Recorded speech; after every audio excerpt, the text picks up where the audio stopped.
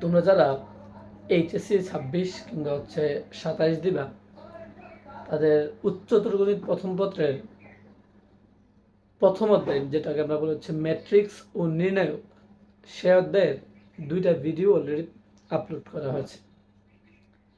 আজকের ভিডিওতে আমরা আলোচনা করব কর্ণ ম্যাট্রিক্স, শূন্য ম্যাট্রিক্স বা অবেধক ম্যাট্রিক্স, আর একটা হচ্ছে স্কেলার ম্যাট্রিক্স। এগুলো নিয়ে আমরা আলোচনা করার চেষ্টা করব। তাহলে চলো আমরা আজকের ভিডিওটা শুরু করি। তুমি যদি শূন্য ম্যাট্রিক্স চিন্তা করো, শূন্য ম্যাট্রিক্স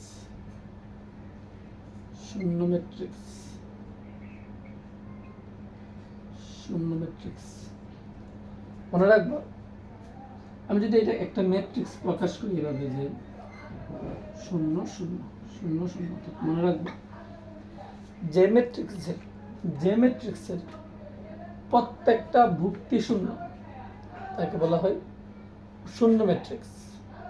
আবারও বলি, যে ম্যাট্রিক্সের প্রত্যেকটা ভুক্তি শূন্য তাকে বলা হয় শূন্য ম্যাট্রিক্স। এটাকে এর মাত্রাটা কত, বা এটা কত ক্রমের ম্যাট্রিক্স? এটা কি 2 × 2 ক্রমের ম্যাট্রিক্স না একটা? আমি যদি এটাকে এভাবে লিখি,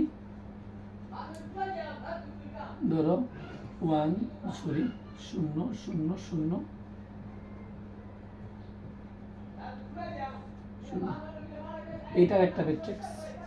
এটা কি 3 × 3 ক্রমের ম্যাট্রিক্স না? 3 × 3 ক্রমের ম্যাট্রিক্স না এটা? তাহলে প্রত্যেকটা ভুক্তি শূন্য, তাহলে আমরা বলতেছি শূন্য ম্যাট্রিক্স। ঠিক আছে, এখন আসো আমরা কর্ণ ম্যাট্রিক্স আলোচনা করব। কর্ণ ম্যাট্রিক্স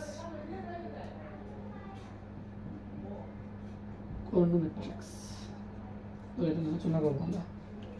কর্ণ ম্যাট্রিক্সটা হচ্ছে এক ধরনের বর্গ ম্যাট্রিক্স। বর্গ ম্যাট্রিক্স মনে আছে? 3 × 3 ক্রম ম্যাট্রিক্স ছিল একটা, অর্থাৎ সারি এবং কলাম সংখ্যা কি ছিল? সমান ছিল না। এখানে আমি যদি কর্ণ ম্যাট্রিক্স চিন্তা করি, মনে রাখবা কর্ণ ম্যাট্রিক্সের মুখ্য কর্ণের যে ভুক্তিগুলো আছে, এই মুখ্য কর্ণের ভুক্তিগুলো অশূন্য হবে, আর বাকি যত ভুক্তি আছে সবগুলা কি হবে? শূন্য হবে। তাকে বলা হচ্ছে কর্ণ ম্যাট্রিক্স। তাহলে দেখো ব্যাপারটা, একটা এক্সাম্পল দেখি আমরা। ধরো একটা ম্যাট্রিক্স, এটাকে আমরা এভাবে লিখলাম 1 0 0 0 2 0 0 0 3। এইটা একটা ম্যাট্রিক্স। অর্থাৎ যে ম্যাট্রিক্সের মুখ্য কর্ণের যে ভুক্তিগুলো আছে, মুখ্য কর্ণের ভুক্তিগুলো বাদে বাকি যত ভুক্তি আছে সবগুলা কি হবে? শূন্য হবে। তাকে বলা হয় কর্ণ ম্যাট্রিক্স। আমাদের বইটাতে দেখবা এইভাবে প্রকাশ করা আছে, A 0 0 0 A 0 0 0। এটাকে বলা হচ্ছে কেন? কর্ণ ম্যাট্রিক্স। অর্থাৎ কর্ণ ম্যাট্রিক্সের যে মুখ্য কর্ণের যে উপাদানগুলো আছে বা ভুক্তিগুলো আছে, সেগুলো কি হতে পারবে না? শূন্য হতে পারবে না, অশূন্য হতে হবে। ঠিক আছে। স্কেলার ম্যাট্রিক্সটা যদি আমি বলি, স্কেলার ম্যাট্রিক্সটা ধরো আমি একটা ম্যাট্রিক্স লিখলাম A = A 0 0 0 A 0 0 0 A।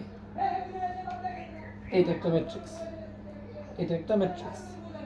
দেখো তো, এই যে মুখ্য কর্ণের যে উপাদানগুলো আছে, এই মুখ্য কর্ণের প্রত্যেকটা ভুক্তিকে সমান না? মুখ্য কর্ণের প্রত্যেকটা ভুক্তি সমান না? অবশ্যই সমান। কিন্তু আমি যদি একে এভাবে লিখি যে 0 2 0 0 0 2 0 0 0 2, এভাবে যদি লিখি একটা ম্যাট্রিক্স, তাহলে প্রত্যেকটা ভুক্তি দেখো মুখ্য কর্ণের সমান। তুমি 3 দাও, তুমি 4 দাও, সমস্যা নেই। ঠিক আছে, তাহলে এইটাকে বলবো হচ্ছে একটা স্কেলার ম্যাট্রিক্স। তাহলে বলা যায় যে স্কেলার ম্যাট্রিক্স এক ধরনের কর্ণ ম্যাট্রিক্স। কারণ কর্ণ ম্যাট্রিক্সের মধ্যেও মুখ্য কর্ণের উপাদানগুলো ব্যতীত বাকি সকল উপাদান কি ছিল? শূন্য ছিল। এখানে দেখো মুখ্য কর্ণ ব্যতীত সকল যে ভুক্তিগুলো আছে সবগুলাকে শূন্য, সেজন্য বলতে পারি এই স্কেলার ম্যাট্রিক্স এক ধরনের কর্ণ ম্যাট্রিক্স। বাট সকল কর্ণ ম্যাট্রিক্স কিন্তু স্কেলার ম্যাট্রিক্স না। তুমি আমাকে বলো এই স্কেলার এই যে কর্ণ ম্যাট্রিক্সের ভুক্তিগুলো অশূন্য ছিল, বাট এক ধরনের কিন্তু না, এক ধরনের হইতে পারে, টোটো লিখছি আমরা, সমস্যা নেই। কিন্তু স্কেলার ম্যাট্রিক্স হচ্ছে এমন একটা ম্যাট্রিক্স যার প্রত্যেকটা মুখ্য কর্ণের ভুক্তি কি হতে হবে, সমান হতে হবে। তখনই কেবল এই তাকে কি বলতে পারবো, স্কেলার ম্যাট্রিক্স বলতে পারবা। বুঝছি কথা? তাহলে আসো এরপরে যাই আমরা।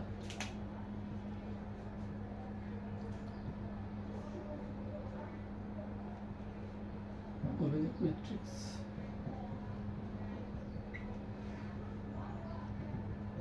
অভেদক বা অভেদ ম্যাট্রিক্স, এটা হচ্ছে এমন একটা ম্যাট্রিক্স, আই একটা ম্যাট্রিক্স 1 0 0 0 1 0 0 0 1, এরকম একটা ম্যাট্রিক্স হইতে হবে। অর্থাৎ অভেদ ম্যাট্রিক্স বা অভেদক ম্যাট্রিক্স হচ্ছে এমন একটা ম্যাট্রিক্স যার মুখ্য কোণের প্রত্যেকটা ভুক্তি 1 হতে হবে বা 2 হতে পারবে না। যদি প্রত্যেকটা ভুক্তি 2 2 2 হয়ে যায়, 3 3 হয়ে যায়, তখন সেটা হয়ে যাবে স্কেলার ম্যাট্রিক্স। এখন প্রশ্ন করবা ভাই এটা কি একটা স্কেলার ম্যাট্রিক্স? না, অবশ্যই স্কেলার ম্যাট্রিক্স। কারণ স্কেলার ম্যাট্রিক্স মানে তার মুখ্য কোণের প্রত্যেকটা ভুক্তি সমান হতে হবে। কিন্তু এই যে অভেদক ম্যাট্রিক্স বলছি আমরা, অভেদক ম্যাট্রিক্সের শর্তই হচ্ছে মুখ্য কোণের প্রত্যেকটা ভুক্তি কি হতে হবে, 1 হতে হবে। যদি 1 ব্যতীত 2 হয়ে যায় প্রত্যেকটা ভুক্তি, তখন সেটা স্কেলার ম্যাট্রিক্স হয়ে যাবে। একটা কথা বলাই যায় যে অভেদক ম্যাট্রিক্স এক ধরনের স্কেলার ম্যাট্রিক্স, বাট সকল স্কেলার ম্যাট্রিক্স অভেদক ম্যাট্রিক্স না। ঠিক আছে, বুঝছি কথা? তাহলে এটাকে আরেকটা যদি বলো যে আই ইকুয়াল, অভেদক ম্যাট্রিক্সকে আই দ্বারা প্রকাশ করা হয়, এটা খুব ইম্পর্টেন্ট একটা ম্যাট্রিক্স। এটা অর্ডারটা কত বলতে পারো, 3/3। এটাকে এইভাবে লেখা যায় 1 0 0 1, এটাকে একটা অভেদক ম্যাট্রিক্স বলা হয়। তাহলে আজকের ভিডিওতে আমরা হচ্ছে চেষ্টা করছি শূন্য ম্যাট্রিক্স নিয়ে কথা বলা, চেষ্টা করছি কর্ণ ম্যাট্রিক্স নিয়ে কথা বলা, চেষ্টা করছি হচ্ছে তোমার স্কেলার ম্যাট্রিক্স নিয়ে কথা বলার, চেষ্টা করছি হচ্ছে আমরা অভেদক ম্যাট্রিক্স নিয়ে কথা বলার।